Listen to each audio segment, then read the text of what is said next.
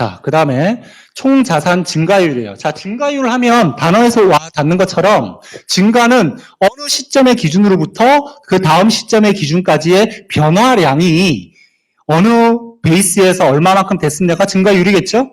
자, 그러니까 위에는 항상 증가율이 나오면 기초, 기말 나올 거예요.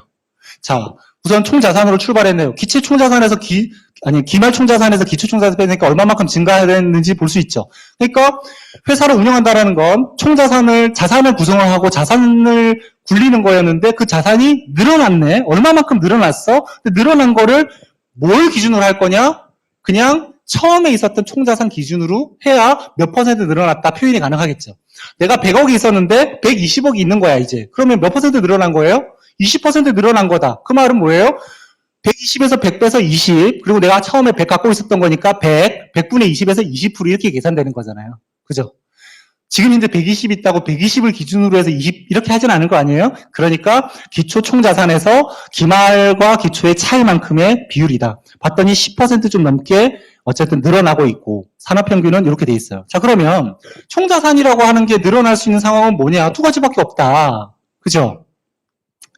파이낸싱적인 측면에서 부채가 늘어나도 총자산이 늘어나죠. 자본이 늘어나도 총자산이 늘어나죠. 그죠? 그러면 부채도 그렇고 자본도 그렇고 파이낸싱이 대상인 거니까 얘가 메인은 아니야. 내가 총자산이 어디가 늘어났는지 봤더니 현금이 늘어났어. 현금성 자산만 더 늘어난 상황이야. 라고 하면 뭐예요? 현금성 자산만 늘어나는데 돈 빌려올까요? 그럴 필요 없잖아요. 이자 주면서 뭐 하려고 지고 있겠어요. 결국에는 자본이 늘어났을 거야. 자본이 그냥 늘어나진 않을 텐데 일반적으로는 돈을 벌어서 단기 순이익이 늘어날 거야 라는 개념이죠. 맞죠? 그걸 어떻게 볼 수 있어요? 방금 위에로 한 칸 올라가 보니까 이익률 자체가 7%, 10% 정도 되잖아요. 매출액에 따라서 이 금액은 달라지긴 하지만 7%인데 매출액이 자산의 한 2배 정도 된다라고 하면 14 정도, 15 정도 올라온 거예요. 그 올라온 만큼이 사실은 자산을 늘린 효과라는 거죠. 현금성 자산으로. 맞아요?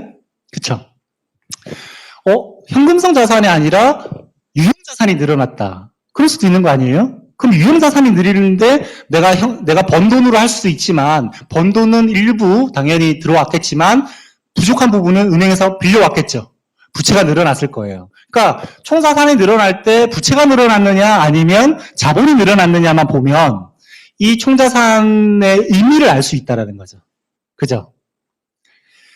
자본이 늘어나면서 총자산이 똑같이 늘어나고 있다면 이 회사는 그 늘어난 만큼이 쌓인 게 미처분여금의 증가 속도하고 거의 비슷할 거고 그 금액만큼은 우리가 엑시트 할 수 있는 돈들이고 그 돈들은 묶어놔도 또 상관없는 거니까 장기자산 보험에 가입해도 큰 무리가 없는 돈들이고 원래는 갚으라고 해야 되는데 갚아버리면 또 이러면 가입 여력이 없잖아요. 그죠? 이게 우리가 항상 우리의 목적으로 상대방을 뭐 가스라이팅 하는 거나 비슷하긴 한데 그래도 그게 나쁜 건 아니잖아요, 사실은. 저는 법인의 자산을 남겨놓으면 안 된다는 쪽에 가까워요. 아까 리스크를 분산하는 효과로 본다면 엑시트를 하고 필요한데 돈이 더 필요하다. 가수금으로 넣으면 되잖아요. 그죠? 그러니까 빼는 거에서 세금을 내는 것 때문에 그러는데 언젠가는 세금을 이것보다 더 많이 내야 되는 상황이 발생할 거니까 기간별로 항상 배당을 통해서 개인화시키고 돈이 갑자기 더 필요해. 그럼 넣어주면 가수금으로 들어가고 또 그 가수금을 회수하는 데는 세금 안 내잖아요. 한 방에 할 게 아니라 기간으로 쪼개놨었어야 선택 옵션이 존재한다고요. 그리고 나서 비즈니스 리스크 부분을 분리시켰는데 비즈니스 리스크가 커서 회사에 문제가 생겨도 내 개인 재산을 유지한다고요. 또 개인 재산이 계속해서 성장을 했다라고 하면 법인에서 성장했다면 갖고 나올 때 세금이 또 많아지잖아요. 개인은 어쨌든 나는 성장만 한 거잖아요. 그런데 또 뭐 상속하려면 상속세는 내야 되긴 하지만 그거야 돈 벌어서 내는 거니까 문제될 게 없죠. 전체적인 순서 느낌을 아시겠죠? 자, 매출액 증가율. 마찬가지로, 단기하고 정기하고 비교를 하면 되죠. 재무 상태표는 기말과 기초가 존재를 하지만 사실은 매출액은 기초와 기말이라는 게 존재하지 않기 때문에 1년 개념으로 따진다라고 하면 정기와 단기를 나누는 거죠. 자, 그리고 정기 매출을 기준으로 하는 거죠. 매출액은 7에서 15% 늘어났고 산업평균은 9에서 15로 늘어났어요. 산업평균하고 비슷하게 변화하고 있네요. 그럼 뭐예요? 앞에서 분명히 영업이익률도 좀 떨어졌었고, 그죠? 여러 가지 떨어지는 상황인데 매출은 늘어났네요. 그죠? 7% 성장하다가 15%나 늘어났어요. 그죠? 성장률도 증가했어요. 그러니까 증가율이 증가했죠. 그죠? 그러면 지금 시장적인 상황이 다들 어려워하는 상황이고, 근데 매출액이 늘어났다면 사업이 줄지는 않고 더 확장을 했고, 내 생산 능력이 뛰어나졌거나 시장에 대한 어떻게 보면 접근력이 늘어났지만 이익 갭은 줄어들었구나. 줄어들어도 제가 볼 때는 꽤 많이 줄어들었구나예요. 100개 팔 걸 120개 판 게 아니라 150개, 200개 팔면서 상당히 이익률을 좀 떨어졌다고 보시면 돼요. 근데 전체 이익은 어때요? 전체 이익은요? 전체 이익은 여기 있네. 이익은 25% 늘어났네요. 여기 마이너스를 그렸네요. 이익은 늘어났죠. 왜 그래요? 제가 그 프로그램 개발했다고 얘기를 드렸을 텐데 처음 개발할 때 개발 비용이 많이 들어갔어요. 그쵸? 근데 개발이 끝났어요. 사실은 하나 그걸 분석해서 레포트 파는데 내가 10,000원을 받았다고 쳐볼게요. 근데 사실은 그거는 만들어놨으니까 알아서 들어와서 만들고 나가면 되잖아요. 우리가 노래를 한 곡 만들었어요. 만드는 데는 고생해서 만들었어. 히트를 쳤어. 다운로드 받을 때마다 돈이잖아요. 그것처럼 추가적인 변동비가 들어가지 않는다라고 하면 나는 어쨌든 많이 팔면 좋죠. 근데 일반 제조업이나 일반 기업에서는 팔면 변동비가 제로인 경우는 없지만 조금씩 그 부분들이 어쨌든 늘어나게끔만 된다라고 하면 이익은 많아지잖아요. 사실은 많이 팔수록. 그죠? 그래서 지금 제 이야기가 매출액이 늘어났지만 이익률은 줄어들었어. 하지만 실제 이익은 더 난다는 거예요. 내가 100개를 팔았을 때 5%로 해서 5억을 벌었어요. 200개를 팔아요. 5%가 아니라 3%를 했어요. 그런데 6억이죠. 5억보다 6억이니까 1억을 더 벌었죠.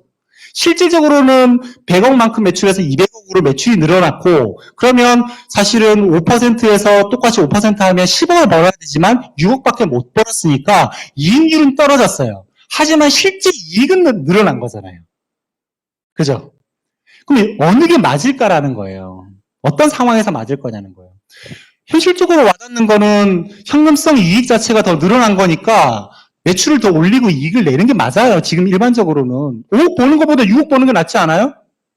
근데 내가 100억을 버는 것보다 200억을 벌기 위해서 더 많은 나의 투하가 필요하다. 그 투하가 리소스인데 돈의 리소스일 수도 있고요. 돈의 리소스를 그만큼 했다면 그에 대한 리스크는 증가하는 거니까 고민해 볼 필요는 있어요. 하지만 회사에 내가 갖고 있는 고정자산의 베이스에서 돌리는데 풀로 돌려서 좀 더 할인으로 해가지고 매출액을 높이는 게 나한테는 전략상 유리할 때가 있다는 거죠. 회사 규모마다 좀 전략이 다르지만 우리가 비외관 법인에서 외관 법인이다. 아니면 개인 기업인데 우리가 성실신고 대상자에 들어간다 안 들어간다 약간 그 라인들이 좀 존재하잖아요. 그 라인을 넘기 싫어서 조절하는 거가 아니라고 한다면 매출액을 내가 갖고 있는 설비에서의 맥시멈의 매출액을 이루는 게 10원이라도 더 이익은 더 남게 된다. 근데 거기서 더 넘어가는 순간 이야기는 달라지죠? 왜? 추가적인 증설이 필요하죠? 그 고정자산에 다시 투하가 필요한 거예요. 되셨죠? 그러면 이런 것들을 영업과 관련된 현금 흐름, 그 다음에 추가 증설을 한다면 투자와 관련된 현금 흐름, 그죠? 그 다음에 파이낸싱과 관련돼서 우리가 하는 것들에 대한 금융 현금 흐름이 있겠죠? 이 세 가지를 합친 게 현금 흐름표고 현금 흐름 분석이고 현금 수지 분석이라는 거죠. 그죠?